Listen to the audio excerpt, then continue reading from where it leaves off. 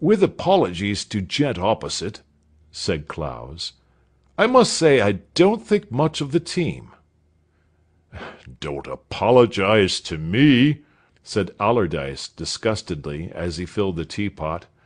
"I think they're rotten." "They ought to have got into form by now, too," said Trevor. "It's not as if this was the first game of the term." "First game!" Allardyce laughed shortly. "Why, we've only got a couple of club matches, and the return match with Ripton to end the season. It is about time they got into form, as you say." Clowes stared pensively into the fire. "They struck me," he said, "as a sort of team who'd get into form somewhere in the middle of the cricket season." "That's about it," said Allardyce. "Try those biscuits, Trevor. They're about the only good thing left in the place." "School isn't what it was?" inquired Trevor, plunging a hand into the tin that stood on the floor beside him. "No," said Allardyce. "Not only in footer, but in everything. The place seems absolutely rotten. It's bad enough losing all our matches, or nearly all. Did you hear that Ripton took 37 points off us last term, and we only just managed to beat Greenberg by a try to nil? We got 30 points last year," he went on, 33 and 42 the year before. Why, we've always simply walked them. It's an understood thing that we smash them. And this year they held us all the time, and it was only a fluke that we scored at all. Their back miskicked and let Barry in." "Barry struck me as the best of the outsides today," said Clowes. "He's heavier than he was, and faster." "He's all right," agreed Allardyce. "If only the centres would feed him we might do something occasionally. But did you ever see such a pair of rotters?" "The man who was marking me certainly didn't seem particularly brilliant. I don't even know his name. He didn't do anything at footer in my time," said Trevor. "He's a chap called Addle. He wasn't here with you. He came after the summer holidays.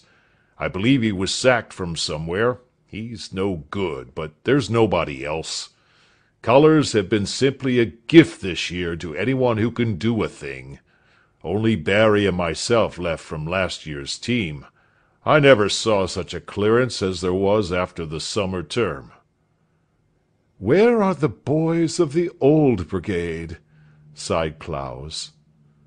"I don't know. I wish they were here," said Allardyce. Trevor and Clowes had come down, after the Eastern term had been in progress for a fortnight, to play for an Oxford A team against the school. The match had resulted in an absurdly easy victory for the visitors by over 40 points. Clowes had scored 5 tries off his own bat, and Trevor, if he had not fed his wings so conscientiously, would probably have scored an equal number. As it was, he had got through twice, and also dropped a goal. The two were now having a late tea with Allardyce in his study. Allardyce had succeeded Trevor as captain of football at Wrykyn, and had found the post anything but a sinecure. For Wrykyn had fallen for the time being on evil days. It was experiencing the reaction which so often takes place in a school in the year following a season of exceptional athletic prosperity. With Trevor as captain of football, both the Ripton matches had been won, and also 3 out of the 4 other school matches. In cricket the 11 had had an even finer record, winning all their school matches, and likewise beating the MCC and Old Wrykynians. It was too early to prophesy concerning the fortunes of next term's cricket team, but if they were going to resemble the 15, Wrykyn was doomed to the worst athletic year it had experienced for a decade. "It's a bit of a come-down after last season, isn't it?" resumed Allardyce, returning to his sorrows. It was a relief to him to discuss his painful case without restraint. "We were a fine team last year," agreed Clowes, "and especially strong on the left wing. By the way, I see you've moved Barry across." "Yes, Adel can't pass much, but he passes better from right to left than from left to right. So, Barry being our scoring man, I shifted him across. The chap on the other wing, Stanning, isn't bad at times. Do you remember him? He's in Appleby's. Then Drummond's useful at half." "Jolly useful," said Trevor. "I thought he would be. I recommended you last year to keep your eye on him." "Decent chap, Drummond," said Clowes. "About the only one there is left in the place," observed Allardyce gloomily. "Our genial host," said Clowes, sawing at the cake, "appears to have that tired feeling. He seems to have lost that joie de vivre of his, what?" "It must be pretty sickening," said Trevor sympathetically. "I'm glad I wasn't captain in a bad year." "The rummy thing is that the worse they are, the more side they stick on. You see chaps who wouldn't have been in the third in a good year walking about in first 15 blazers, and first 15 scarves, and first 15 stockings, and sweaters with first 15 colours round the edges. I wonder they don't tattoo their faces with first 15 colours." "It would improve some of them," said Clowes. Allardyce resumed his melancholy remarks. "But, as I was saying, it's not only that the footer's rotten. That you can't help, I suppose. It's the general beastliness of things that I bar. Rows with the town, for instance. We've been having them on and off ever since you left. And it'll be worse now, because there's an election coming off soon. Are you fellows stopping for the night in the town? If so, I should advise you to look out for yourselves."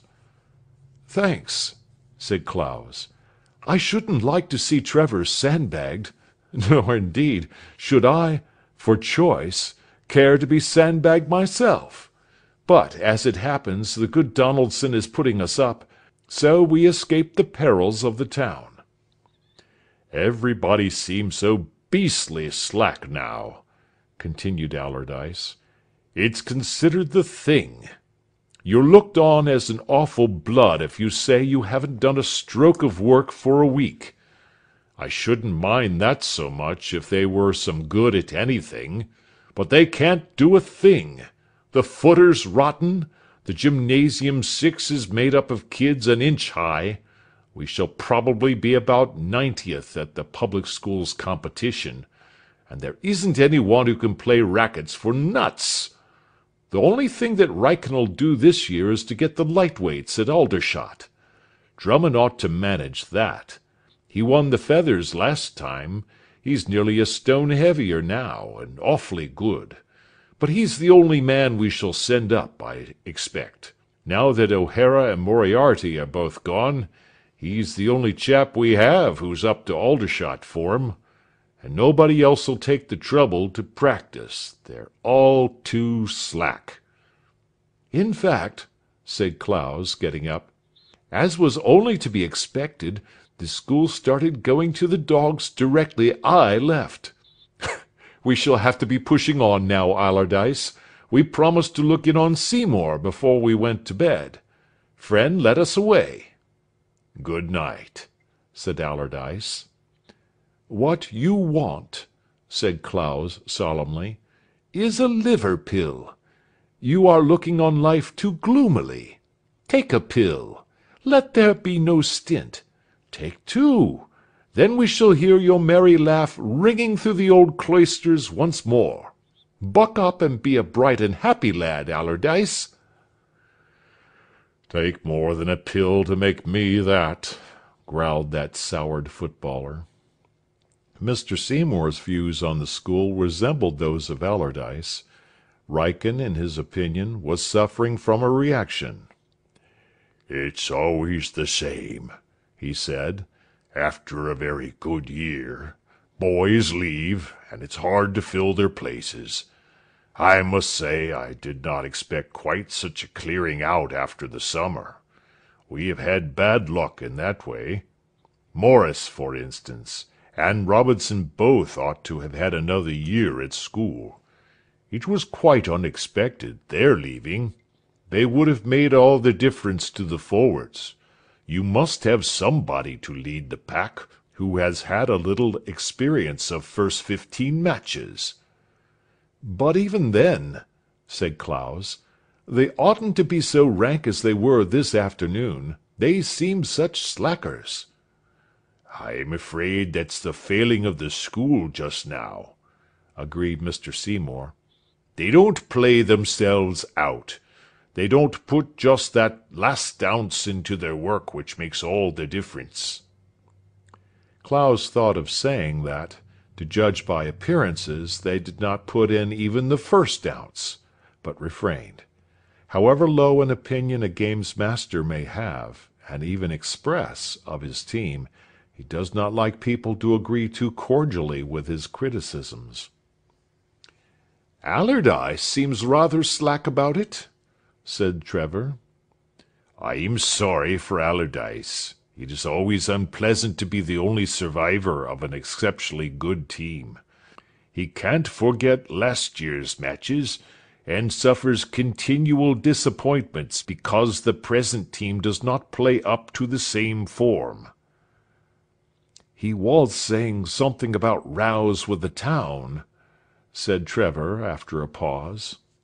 "Yes, there has been some unpleasantness lately. It is the penalty we pay for being on the outskirts of a town. 4 years out of 5 nothing happens, but in the 5th, when the school has got a little out of hand—" "Oh, then it really has got out of hand?" asked Clowes. Between ourselves, yes," admitted Mr. Seymour. "What sort of rows?" asked Trevor. Mr. Seymour couldn't explain exactly. Nothing, as it were, definite, as yet. No actual complaints so far. But still, well, trouble. Yes, trouble. "For instance," he said, "a boy in my house, Linton, you remember him, is moving in society at this moment with a swollen lip and minus a front tooth. Of course, I know nothing about it, but I fancy he got into trouble in the town. That is merely a straw which shows how the wind is blowing, but if you lived on the spot you would see more what I mean. There is trouble in the air, and now that this election is coming on, I should not wonder if things came to a head. I can't remember a single election in Wrykyn when there was not disorder in the town. And if the school is going to join in, as it probably will, I shall not be sorry when the holidays come. I know the headmaster is only waiting for an excuse to put the town out of bounds." "But the kids have always had a few rows on with that school in the High Street. What's its name? St. Something," said Clowes. "Jude's," supplied Trevor. "St. Jude's," said Mr. Seymour. "Have they? I didn't know that." "Oh, yes. I don't know how it started, but it's been going on for 2 or 3 years now. It's a schoolhouse feud, really, but Dexter's are mixed up in it somehow. If a schoolhouse fag goes downtown, he runs like an antelope along the High Street, unless he's got 1 or 2 friends with him. I saved dozens of kids from destruction when I was at school. The St. Jude's fellows lie in wait and dash out on them. I used to find schoolhouse fags fighting for their lives in back alleys. The enemy fled on my approach. My air of majesty overawed them." "But a junior school feud matters very little," said Mr. Seymour. "You say it has been going on for 3 years, and I have never heard of it until now. It is when the bigger fellows get mixed up with the town that we have to interfere. I wish the headmaster would put the place out of bounds entirely until the election is over. Except at election time, the town seems to go to sleep." "That's what we ought to be doing," said Clowes to Trevor. "I think we had better be off now, sir. We promised Mr. Donaldson to be in some time to-night." "It's later than I thought," said Mr. Seymour. "Good night, Clowes. How many tries was it that you scored this afternoon? 5? I wish you were still here to score them for instead of against us. Good night, Trevor. I was glad to see they tried you for Oxford, though you didn't get your blue. You'll be in next year all right. Good night." The two old Wrykinians walked along the road towards Donaldson's. It was a fine night, but misty. "Jove, I'm quite tired," said Clowes. "Hullo! What's up?" They were opposite Appleby's at the moment. Clowes drew him into the shadow of the fence. "There's a chap breaking out. I saw him shinning down a rope. Let's wait and see who it is." A moment later somebody ran softly through the gateway and disappeared down the road that led to the town. "Who was it?" said Trevor. "I couldn't see." "I spotted him all right. It was that chap who was marking me to-day, Stanning. Wonder what he's after. Perhaps he's gone to tar the statue, like O'Hara. Rather a sportsman." "Rather a silly idiot," said Trevor. "I hope he gets caught." "You always were one of those kind, sympathetic chaps," said Clowes. "Come on, or Donaldson'll be locking us out."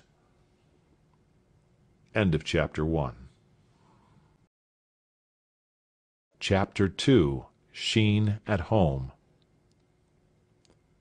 On the afternoon following the Oxford A match, Sheen, of Seymour's, was sitting over the gas stove in his study with a Thucydides. He had been staying in that day with a cold. He was always staying in. Every one has his hobby. That was Sheen's. Nobody at Wrykyn, even at Seymour's, seemed to know Sheen very well, with the exception of Drummond, and those who troubled to think about the matter at all rather wondered what Drummond saw in him. To the superficial observer the two had nothing in common. Drummond was good at games. He was in the first 15 and the second 11, and had won the featherweights at Aldershot, and seemed to have no interests outside them. Sheen, on the other hand, played fives for the house, and that was all. He was bad at cricket, and had given up football by special arrangement with Allardyce, on the plea that he wanted all his time for work. He was in for an in-school scholarship, the Gotford. Allardyce, though professing small sympathy with such a degraded ambition, had given him a special dispensation, and since then Sheen had retired from public life even more than he had done hitherto. The examination for the Gotford was to come off towards the end of the term. The only other Wrykinians with whom Sheen was known to be friendly were Stanning and Attle, of Appleby's. And here those who troubled to think about it wondered still more, for Sheen, whatever his other demerits, was not of the type of Stanning and Attle. There are certain members of every public school, just as there are certain members of every college at the universities, who are marked men. They have never been detected in any glaring breach of the rules, and their manner towards the powers that be is, as a rule, suave, even deferential. Yet it is one of the things which everybody knows, that they are in the black books of the authorities, and that sooner or later, in the picturesque phrase of the New Yorker, they will "get it in the neck." To this class Stanning and Attle belonged. It was plain to all that the former was the leading member of the firm. A glance at the latter was enough to show that, whatever ambitions he may have had in the direction of villainy, He had not the brains necessary for really satisfactory evil-doing. As for Stanning, he pursued an even course of life, always rigidly obeying the 11th commandment, "Thou shalt not be found out." This kept him from collisions with the authorities, while a ready tongue and an excellent knowledge of the art of boxing (he was, after Drummond, the best light-weight in the place) secured him at least tolerance at the hand of the school; and as a matter of fact, though most of those who knew him disliked him, and particularly those who, like Drummond, were what Clowes had called the Old Brigade, he had nevertheless a tolerably large following. A first 15 man, even in a bad year, can generally find boys anxious to be seen about with him. That Sheen should have been amongst these surprised one or two people, notably Mr. Seymour, who, being games master, had come a good deal into contact with Stanning, and had not been favourably impressed. The fact was that the keynote of Sheen's character was a fear of giving offence. Within limits, this is not a reprehensible trait in a person's character, but Sheen overdid it, and it frequently complicated his affairs. There come times when one has to choose which of two people one shall offend. By acting in one way, we offend A. By acting in the opposite way, we annoy B. Sheen had found himself faced by this problem when he began to be friendly with Drummond. Their acquaintance, begun over a game of fives, had progressed. Sheen admired Drummond as the type of what he would have liked to have been if he could have managed it. And Drummond felt interested in Sheen because nobody knew much about him. He was, in a way, mysterious. Also, he played the piano really well, and Drummond at that time would have courted anybody who could play for his benefit mumblin' moes, and didn't mind obliging with unlimited encores. So the two struck up an alliance, and as Drummond hated Stanning only a shade less than Stanning hated him, Sheen was under the painful necessity of choosing between them. He chose Drummond, whereby he undoubtedly did wisely. Sheen sat with his Thucydides over the gas-stove, and tried to interest himself in the doings of the Athenian expedition at Syracuse. His brain felt heavy and flabby. He realized dimly that this was because he took too little exercise, and he made a resolution to diminish his hours of work per diem by 1, and to devote that 1 to fives. He would mention it to Drummond when he came in. He would probably come in to tea. The board was spread in anticipation of a visit from him. Herbert, the boot boy, had been dispatched to the town earlier in the afternoon, and had returned with certain foodstuffs which were now stacked in an appetizing heap on the table. Sheen was just making something more or less like sense out of an involved passage of Nicias's speech, in which that eminent general himself seemed to have only a hazy idea of what he was talking about, when the door opened. He looked up, expecting to see Drummond, but it was Stanning. He felt instantly that warm shooting sensation from which David Copperfield suffered in moments of embarrassment. Since the advent of Drummond he had avoided Stanning, and he could not see him without feeling uncomfortable. As they were both in the 6th form, and sat within a couple of yards of one another every day, it will be realized that he was frequently uncomfortable. "Great Scott!" said Stanning. "Swatting?" Sheen glanced almost guiltily at his Thucydides. Still, it was something of a relief that the other had not opened the conversation with an indictment of Drummond. "You see," he said apologetically, "I'm in for the Gotford." "So am I. What's the good of swatting, though? I'm not going to do a stroke." As Stanning was the only one of his rivals of whom he had any real fear, Sheen might have replied with justice that, if that was the case, the more he swatted the better. But he said nothing. He looked at the stove and dog's-eared the Thucydides. "What a worm you are, always staying in," said Stanning. "I caught a cold watching the match yesterday." "You're as flabby as—" Stanning looked round for a simile. "As a doughnut. Why don't you take some exercise?" "I'm going to play fives, I think. I do need some exercise." "Fives? Why don't you play footer?" "I haven't time.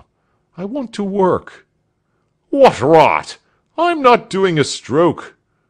Stanning seemed to derive a spiritual pride from this admission. "Tell you what, then," said Stanning. "I'll play you tomorrow after school." Sheen looked a shade more uncomfortable, but he made an effort, and declined the invitation. "I shall probably be playing Drummond," he said. "Oh, all right," said Stanning. "I don't care. Play whom you like." There was a pause. "As a matter of fact," resumed Stanning, "what I came here for was to tell you about last night. I got out and went to Mitchell's. Why didn't you come? Didn't you get my note? I sent a kid with it."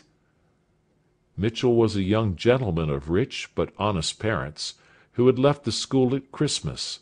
He was in his father's office, and lived in his father's house on the outskirts of the town. From time to time his father went up to London on matters connected with business, leaving him alone in the house. On these occasions Mitchell the younger would write to Stanning, with whom when at school he had been on friendly terms, and Stanning, breaking out of his house after everybody had gone to bed, would make his way to the Mitchell residence, and spend a pleasant hour or so there. Mitchell senior owned Turkish cigarettes and a billiard table. Stanning appreciated both. There was also a piano, and Stanning had brought Sheen with him one night to play it. The getting out and the subsequent getting in had nearly whitened Sheen's hair, and it was only by a series of miracles that he had escaped detection. Once, he felt, was more than enough, and when a fag from Appleby's had brought him Stanning's note, containing an invitation to a second jaunt of the kind, he had refused to be lured into the business again. "Yes, I got the note," he said. "Then why didn't you come? Mitchell was asking where you were." "It's so beastly risky." "Risky? Rot!" "We should get sacked if we were caught." "Well, don't get caught, then." Sheen registered an internal vow that he would not. "He wanted us to go again on Monday. Will you come?" "I don't think I will, Stanning," said Sheen. "It isn't worth it." "You mean you funk it. That's what's the matter with you." "Yes, I do," admitted Sheen. As a rule, in stories, the person who owns that he is afraid gets unlimited applause and adulation, and feels a glow of conscious merit. But with Sheen it was otherwise. The admission made him, if possible, more uncomfortable than he had been before. "Mitchell will be sick," said Stanning. Sheen said nothing. Stanning changed the subject. "Well, at any rate," he said, "give us some tea. You seem to have been victualling for a siege." "I'm awfully sorry," said Sheen, turning a deeper shade of red and experiencing a redoubled attack of the warm shooting. "But the fact is, I'm waiting for Drummond." Stanning got up, and expressed his candid opinion of Drummond in a few words. He said more. He described Sheen, too, in unflattering terms. "Look here," he said, "you may think it jolly fine to drop me just because you've got to know Drummond a bit, but you'll be sick enough that you've done it before you've finished." It isn't that—" began Sheen. "I don't care what it is. You slink about trying to avoid me all day, and you won't do a thing I ask you to do." But you see—" "Oh, shut up!" said Stanning. End of chapter 2.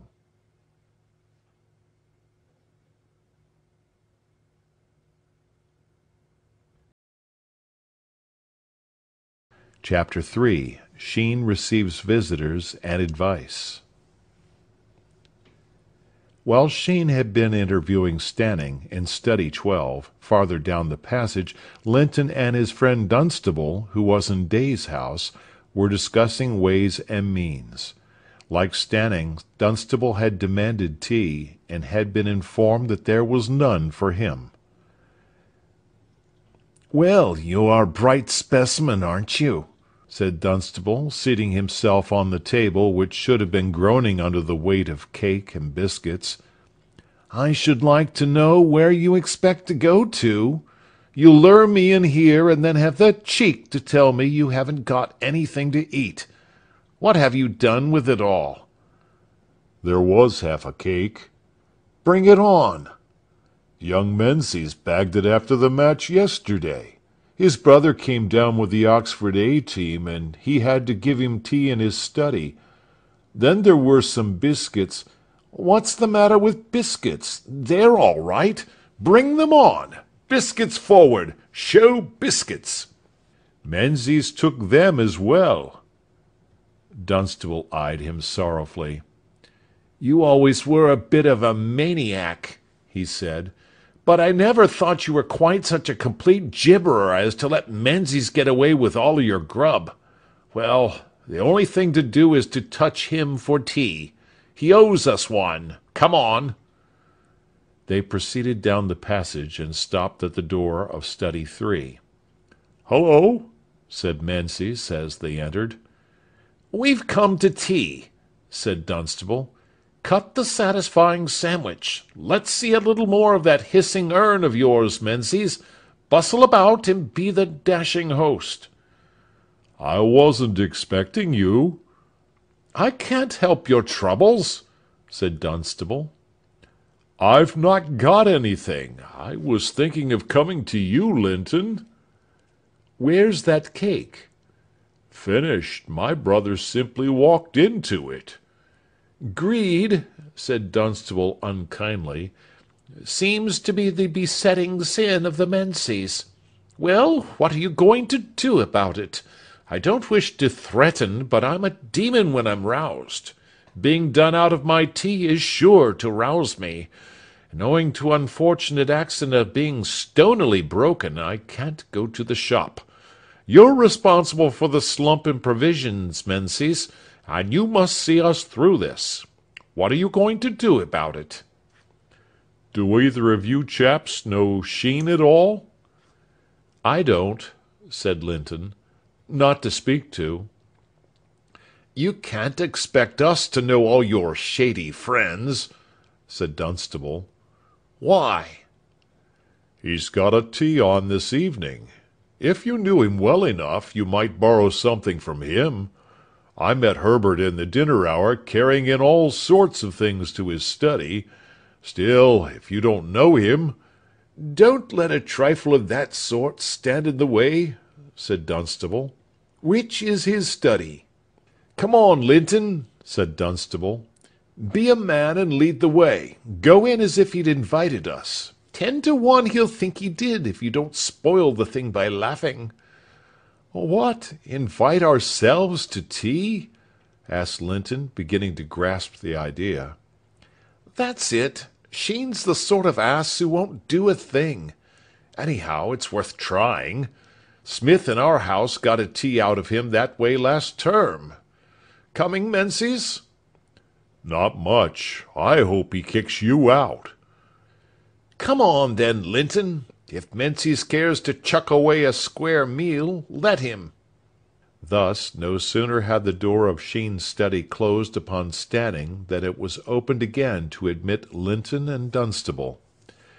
"Well," said Linton affably, "here we are." "Hope we're not too late," said Dunstable.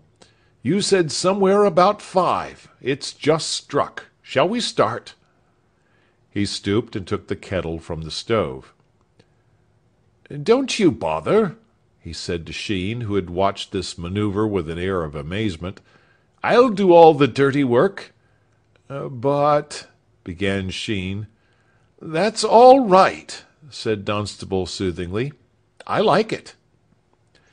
The intellectual pressure of the affair was too much for Sheen. He could not recollect having invited Linton, with whom he had exchanged only about a dozen words that term, much less Dunstable, whom he merely knew by sight. Yet here they were, behaving like honoured guests. It was plain that there was a misunderstanding somewhere, but he shrank from grappling with it. He did not want to hurt their feelings. It would be awkward enough if they discovered their mistake for themselves. So he exerted himself nervously to play the host, and the first twinge of remorse which Linton felt came when Sheen pressed upon him a bag of biscuits, which he knew could not have cost less than 1 6 a pound. His heart warmed to one who could do the thing in such style. Dunstable apparently was worried by no scruples. He leaned back easily in his chair and kept up a bright flow of conversation. "You're not looking well, Sheen," he said. "You ought to take more exercise. Why don't you come downtown with us one of these days and do a bit of canvassing?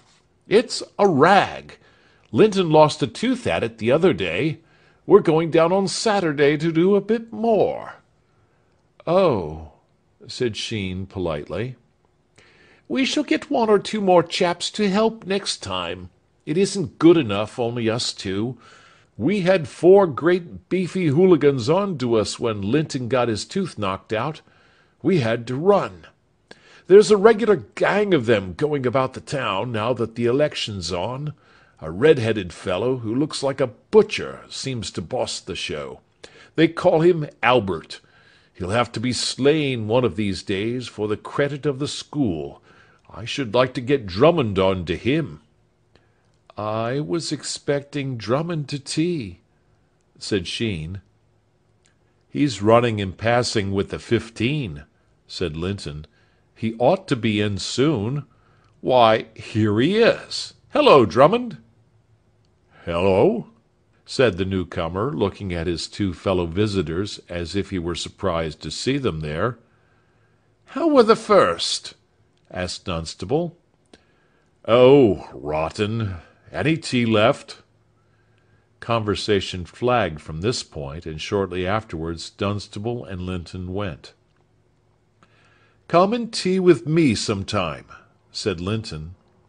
"Oh, thanks," said Sheen. "Thanks awfully." "It was rather a shame," said Linton to Dunstable as they went back to their study, "rushing him like that. I shouldn't wonder if he's quite a good sort when one gets to know him." "He must be a rotter to let himself be rushed. By Jove, I should like to see someone try that game on with me." In the study they had left, Drummond was engaged in pointing this out to Sheen. "The first are rank bad," he said. "The outsides were passing rottenly today. We shall have another 40 points taken off us when we play Ripton. By the way, I didn't know you were a pal of Linton's." "I'm not," said Sheen. "Well, he seemed pretty much at home just now." "I can't understand it. I'm certain I never asked him to tea, or Dunstable either. Yet they came in as if I had. I didn't like to hurt their feelings by telling them." Drummond stared. "What? They came without being asked? Heavens! Man, you must buck up a bit and keep awake, or you'll have an awful time. Of course those 2 chaps were simply trying it on. I had an idea it might be that when I came in. Why did you let them? Why didn't you scrag them?" "Oh, I don't know," said Sheen uncomfortably. "But look here, it's rot. You must keep your end up in a place like this, or everybody in the house'll be ragging you. Chaps will, naturally, play the goat if you let them. Has this ever happened before?" Sheen admitted reluctantly that it had. He was beginning to see things. It is never pleasant to feel one has been bluffed. "Once last term," he said. "Smith, a chap in Days, came to tea like that. I couldn't very well do anything." "And Dunstable is in Days. They compared notes. I wonder you haven't had the whole school dropping in on you, lining up in long queues down the passage. Look here, Sheen, you really must pull yourself together. I'm not ragging. You'll have a beastly time if you're so feeble. I hope you won't be sick with me for saying it, but I can't help that. It's all for your own good, and it's really pure slackness that's the cause of it all." "I hate hurting people's feelings," said Sheen. "Oh, rot! As if anybody here had any feelings! Besides, it doesn't hurt a chap's feelings being told to get out when he knows he's no business in a place." "Oh, all right," said Sheen shortly. "Glad you see it," said Drummond. "Well, I'm off. Wonder if there's anybody in that bath." He reappeared a few moments later. During his absence Sheen overheard certain shrill protestations which were apparently being uttered in the neighbourhood of the bathroom door. "There was," he said, putting his head into the study and grinning cheerfully at Sheen, "there was young Renford, who had no earthly business to be there. I just looked in to point the moral. Suppose you'd have let him bag all the hot water, which ought to have come to his elders and betters, for fear of hurting his feelings, gone without your bath. I went on my theory that nobody at Wrykyn, least of all a fag, has any feelings. I turfed him out without a touch of remorse. You get much the best results my way. So long." And the head disappeared, and shortly afterwards there came from across the passage muffled but cheerful sounds of splashing. End of Chapter 3. Chapter 4. The Better Part of Valour. The borough of Wrykyn had been a little unfortunate, or fortunate according to the point of view, in the matter of elections. The latter point of view was that of the younger and more irresponsible section of the community, which liked elections because they were exciting. The former was that of the tradespeople, who disliked them because they got their windows broken. Wrykyn had passed through an election and its attendant festivities in the previous year, when Sir Eustace Briggs, the mayor of the town, had been returned by a comfortable majority. Since then ill health had caused that gentleman to resign his seat, and the place was once more in a state of unrest. This time the school was deeply interested in the matter. The previous election had not stirred them. They did not care whether Sir Eustace Briggs defeated Mr. Saul Pedder, or whether Mr. Saul Pedder wiped the political floor with Sir Eustace Briggs. Mr. Pedder was an energetic radical, but owing to the fact that Wrykyn had always returned a Conservative member, and did not see its way to a change as yet, his energy had done him very little good. The school had looked on him as a sportsman, and read his speeches in the local paper with amusement, but they were not interested. Now, however, things were changed. The Conservative candidate, Sir William Bruce, was one of themselves, an old Wrykynian, a governor of the school, a man who always watched school matches, and the donor of the Bruce Challenge Cup for the school mile. In fine, one of the best. He was also the father of Jack Bruce, a day-boy on the engineering side. The school would have liked to have made a popular hero of Jack Bruce. If he had liked, he could have gone about with quite a suite of retainers. But he was a quiet, self-sufficing youth, and was rarely to be seen in public. The engineering side of a public school has workshops and other weirdnesses which keep it occupied after the ordinary school hours. It was generally understood that Bruce was a good sort of chap, if you knew him, but you had got to know him first.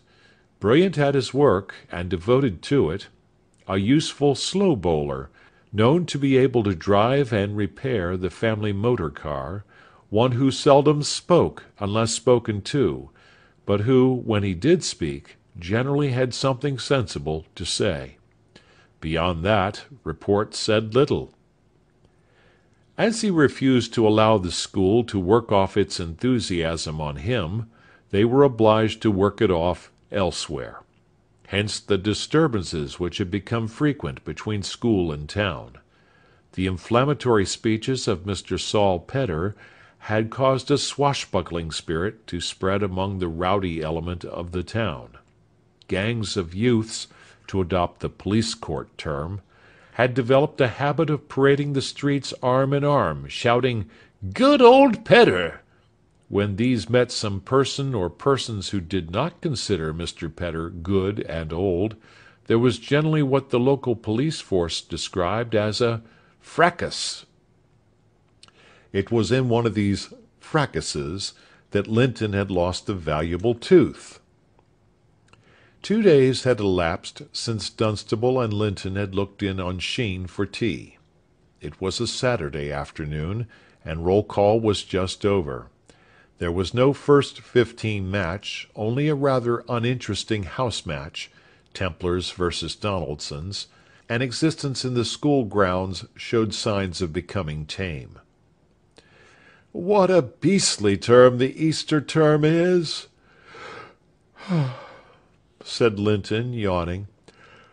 "There won't be a thing to do till the house matches begin properly." Seymour's had won their first match, as had Day's. They would not be called upon to perform for another week or more. "Let's get a boat out," suggested Dunstable. "Such a beastly day." "Let's have tea at the shop." "Rather slow. How about going to Cook's?" "All right. Toss you who pays." Cook's was a shop in the town to which the school most resorted when in need of refreshment. "Wonder if we shall meet Albert." Linton licked the place where his tooth should have been, and said he hoped so. Sergeant Cook, the 6-foot proprietor of the shop, was examining a broken window when they arrived, and muttering to himself. "Hullo," said Dunstable. "What's this? New idea for ventilation? Golly, massa, who threw dat brick?" "Done it 6:15 last night, he did," said Sergeant Cook. "The red-headed young scallywag. Catch him? I'll give him." "Sounds like dear old Albert," said Linton. "Who did it, Sergeant?" "Red-headed young mongrel. Good old Pedder, he says. 'I'll give you Pedder,' I says. Then Baggett comes right on top of the muffins, and when I doubled out after him, he'd gone." Mrs. Cook appeared and corroborated witnesses' evidence. Dunstable ordered tea. "We may meet him on our way home," said Linton. "If we do, I'll give him something from you with your love. I owe him a lot for myself." Mrs. Cook clicked her tongue compassionately at the sight of the obvious void in the speaker's mouth. "You'll have to have a force one, Mr. Linton," said Sergeant Cook with gloomy relish. The back shop was empty. Dunstable and Linton sat down and began tea. Sergeant Cook came to the door from time to time, and dilated further on his grievances. "Gentlemen from the school, they come in here, and says, ain't it all a joke, and exciting, and what not? But I says to them, you haven't got to live in it, I says. That's what it is. You haven't got to live in it, I says. Glad when it's all over, that's what I'll be." "Another jug of hot water, please," said Linton. The sergeant shouted the order over his shoulder, as if he were addressing a half-company on parade, and returned to his woes. "You haven't got to live in it, I says. That's what it is. It's this everlasting worry and flurry, day in and day out, and not knowing what's going to happen next, and one man coming in and saying, 'Vote for Bruce,' and another, 'Vote for Pedder,' and another saying how it's the poor man's loaf he's fighting for. If he'd only buy a loaf now. Hello, hello, what's this?" There was a confused noise without, as Shakespeare would have put it, and into the shop came clattering Barry and McTodd of Seymour's, closely followed by Stanning and Attell. "This is getting a bit too thick," said Barry, collapsing into a chair. From the outer shop came the voice of Sergeant Cook. "Let me just come to you, you red-headed—" Roars of derision from the road. "That's Albert," said Linton, jumping up. "Yes, I heard them call him that," said Barry. "McTodd and I were coming down here to tea when they started going for us, so we nipped in here hoping to find reinforcements." "We were just behind you," said Stanning. "I got one of them a beauty. He went down like a shot." "Albert?" inquired Linton. "No, a little chap." "Let's go out and smash them up," suggested Linton excitedly. Dunstable treated the situation more coolly. "Wait a bit," he said. "No hurry. Let's finish tea at any rate. You'd better eat as much as you can now, Linton. You may have no teeth left to do it with afterwards," he added cheerfully. "Let's chuck things at them," said McTodd. "Don't be an ass," said Barry. "What on earth's the good of that?" "Well, it would be something," said McTodd vaguely. "Hit him with a muffin," suggested Stanning. "Dash, I barked my knuckles on that man. But I bet he felt it." "Look here, I'm going out," said Linton. "Come on, Dunstable." Dunstable continued his meal without hurry. "What's the excitement?" he said. "There's plenty of time. Dear old Albert's not the sort of chap to go away when he's got us cornered here. The first principle of warfare is to get a good feed before you start." "And anyhow," said Barry, "I came here for tea, and I'm going to have it." Sergeant Cook was recalled from the door, and received the orders. "They've just gone round the corner," he said, "and that red-headed one says he's going to wait if he has to wait all night." "Quite right," said Dunstable approvingly. "Sensible chap, Albert. If you see him, you might tell him we shan't be long, will you?" A quarter of an hour passed. "Come out!" shouted a voice from the street. Dunstable looked at the others. "Perhaps we might be moving now," he said, getting up. "Ready?" "We must keep together," said Barry. "You going out, Mr. Dunstable?" inquired Sergeant Cook. "Yes, good-bye. You'll see that we're decently buried, won't you?" The garrison made its sortie. It happened that Drummond and Sheen were also among those whom it had struck that afternoon that tea at Cook's would be pleasant, and they came upon the combatants some 5 minutes after battle had been joined. The town contingent were filling the air with strange cries, Albert's voice being easily heard above the din, while the Wrykinians, as public school men should, were fighting quietly and without unseemly tumult. "By Jove," said Drummond, "here's a row on." Sheen stopped dead, with a queer sinking feeling within him. He gulped. Drummond did not notice these portents. He was observing the battle. Suddenly he uttered an exclamation. "Why, it's some of our chaps! There's a Seymour's cap. Isn't that McTodd?" And great Scott, there's Barry! Come on, man!" Sheen did not move. "Ought we to get mixed up?" he began. Drummond looked at him with open eyes. Sheen babbled on. "The old man might not like the sixth form, you see. Oughtn't we to—" There was a yell of triumph from the town army as the red-haired Albert, plunging through the fray, sent Barry staggering against the wall. Sheen caught a glimpse of Albert's grinning face as he turned. He had a cut over one eye. It bled. "Come on!" said Drummond, beginning to run to the scene of action. Sheen paused for a moment irresolutely. Then he walked rapidly in the opposite direction. End of chapter 4.